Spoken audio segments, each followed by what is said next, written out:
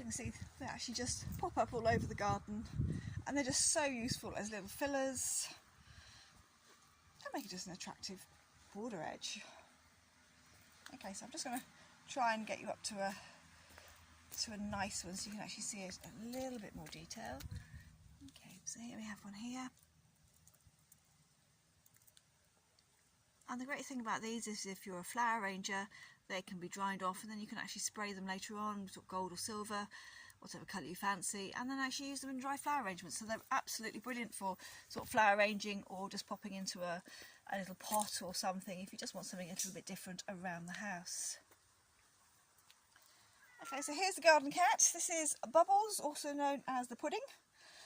So she is one of the two, well, we've actually got 3 cats here. She was and her sister were put in a shoebox and left by a post box in about 30 degrees of heat several years, well, 12 years ago. And it was lucky that we heard the other one because they would have both actually have perished. They were absolutely tiny when we got them.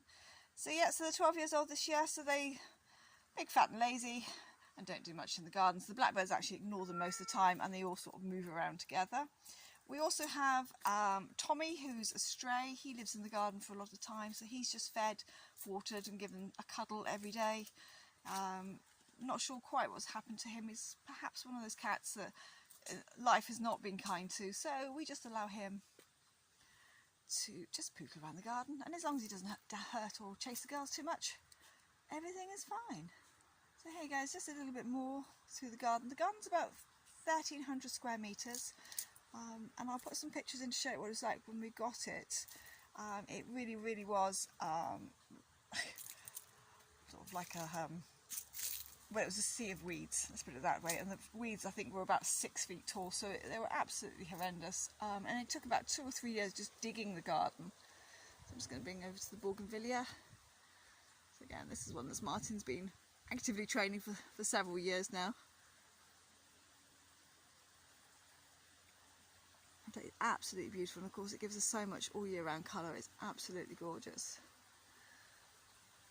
And then we're just going to go down into the garden, which is affectionately known as Dingley Dell. This was a total wasteland. It was full of scrap metal, rocks, boulders, and incredibly dangerous to walk on. So again, this spent a long, long time trying to get this right. So Martin and David, they actually built all the steps by hand, and the big long wall, which I'll just show you briefly this time, dry stone wall, that was actually all built by Martin. So this all collapsed after a storm, and Martin had to actually then rebuild it.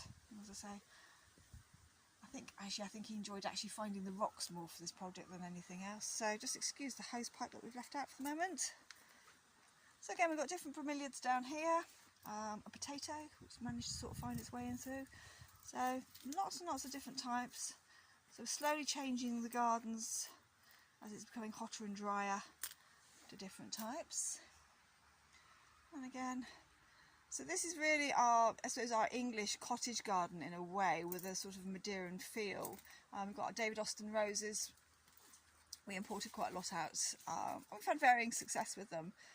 Just 1 or 2 have really not enjoyed sort of where we're living, the heat and everything else, but on the whole they have actually thrived. So this is our Frangipani here.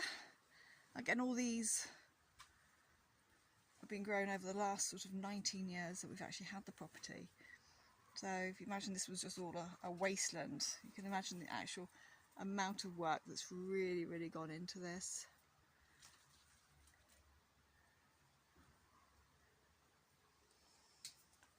So, nice little seating area down here. It's always nice to have a cup of coffee and a chatter. And again, we say, got all the bromeliads down here again. And against all the greens, they actually add that lovely splash of colour, especially that lovely, lovely pink.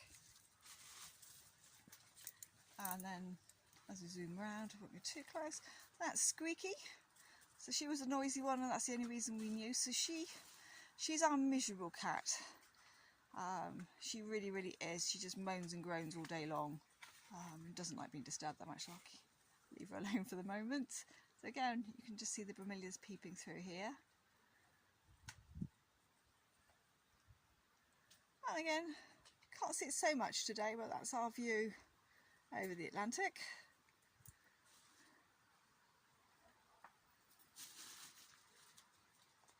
So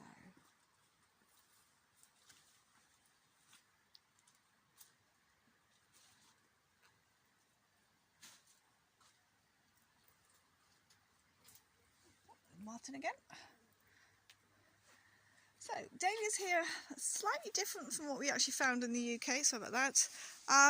They sort of get to become absolute monsters. So dahlias here are about 6 feet tall, so they sort of, so you can see they bulge slightly, and they do tend to change. What might be described as a pom-pom usually ends up being something completely different. So we've got the cup and saucer plant here. Unfortunately, it's just past its prime now. We had a couple of blooms. There's a little bloom over there in the corner, but this is actually flowered non-stop all through the summer. And then we have the Thunbergia here. Again, this is a relatively new plant. It's only about 2 years it's been on this wall, but I've seen it in places in Funchal, and you know, walls is absolutely glorious. So this has actually done very, very well this year.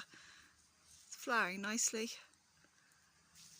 And again, it just gives it a nice bit of coolness on a hot summer day when you can actually see all those lovely purple flowers. Again, so going down to some daylilies.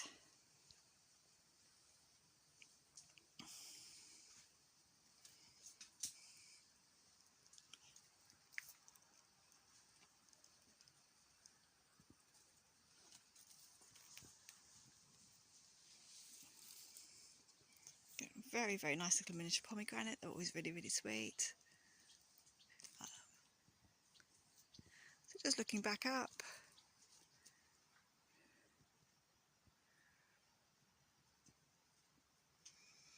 So again, this is almost like it's the English country garden. It's also a very, very restful spot. I think it was, as planting slowly developed over the years, plants are growing into each other. So again, it's a bit more like a self-supporting system. So up another set of steps which were made. Outside gate. It's not that interesting, but there's more outside at the moment. Okay, so we've got a couple of the old rustic paths still on the garden.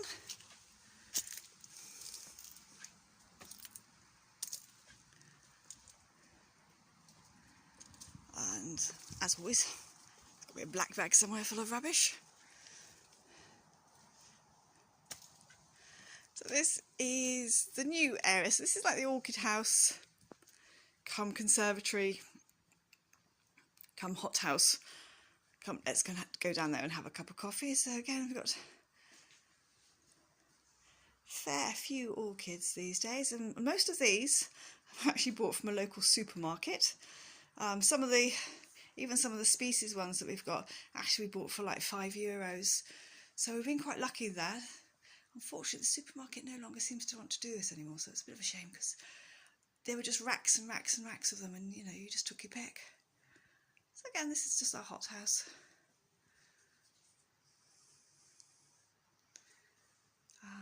And actually it was very, very nice. The other week we had a group from the Buddhist temple come down, and they came and used the garden as a meditation garden, prayer, lunch, and then they had a talk. So lockdown made hanging baskets, so we certainly didn't waste our lockdown. So we were all actually busy creating new things, doing new things. This is the old house where I used to live. That will be on a separate video, but it's got past its prime. So again, just down onto the orchids, the anthuriums.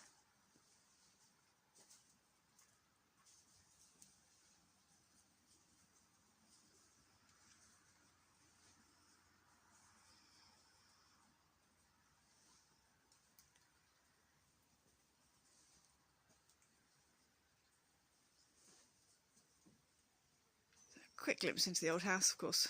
See, it's now just a home to the barbecue and the cement mixer, but I will take you on a guided tour there so you can actually see what I used to live in. But I think now it's just used to support all these absolutely wonderful, wonderful plants. And of course, no garden is complete without fuchsia.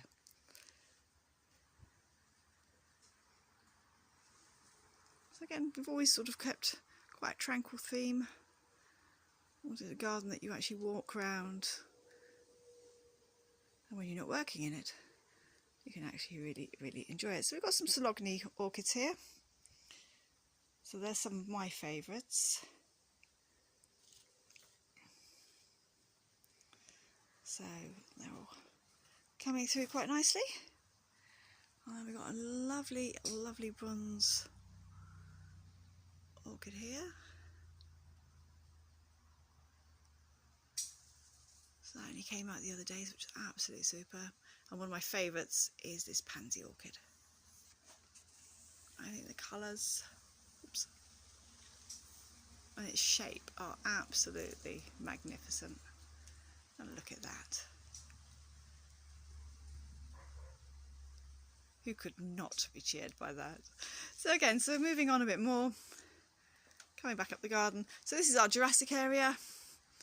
This was actually, the area was built when we got here, but the planting has all been done by Kate. So this is always, again, it's our cool bed.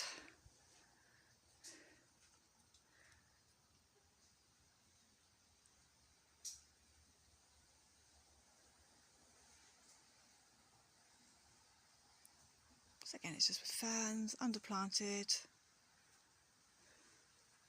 hibiscus, Spanish moss, obviously no garden's complete without the air plants, and then we've got obviously the staghorn fern behind. The Vanda orchid, unfortunately, it's just gone over now, but this is a lovely little orchid here, and these just do their own thing, so they just move and just meander their way through from pot to pot. It's absolutely gorgeous. So this is almost like our time forgot piece, you know. It's just cool, luxurious and green. Okay, another staghorn fern.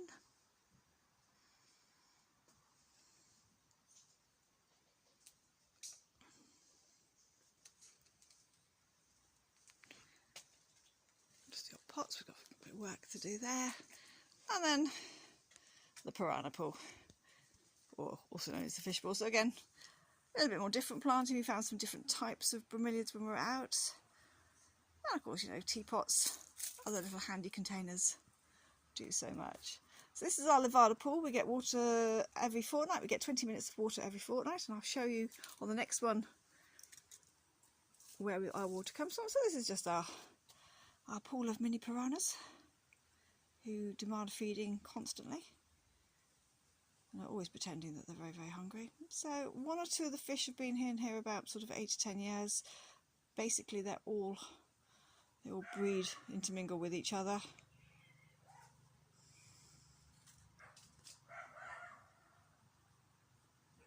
It's our next door neighbour's dogs.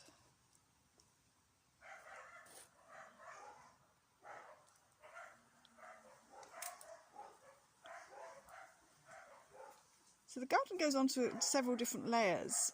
This video I'm just going to show just the basics of the garden. We've actually got a new project we'd like you to get involved in with us. We're actually going to be building a Zen garden, or what we think will be a Zen garden for a while. But of course gardens have their own way of developing and changing themselves. So we'll see what happens with that. But that's going to be 230 square metres of hardscaping, planning, and at the moment poor Martin's doing most of the digging, so his finds have included hundreds of wine bottles, lots of sort of wine making paraphernalia, shoes. I'm not quite sure why so many shoes got dumped onto the other side of the garden, but on the next video I'll take you out there and we'll show you what we're going to do and discuss some ways how we're going to do it. Excuse the dishcloth. And I thought we'll just finally finish off with just this last little look down this part of the garden, and actually take you in to our gateway of the Atlantic. Oh, thanks very much for watching, and we'll see you next time. Thank you.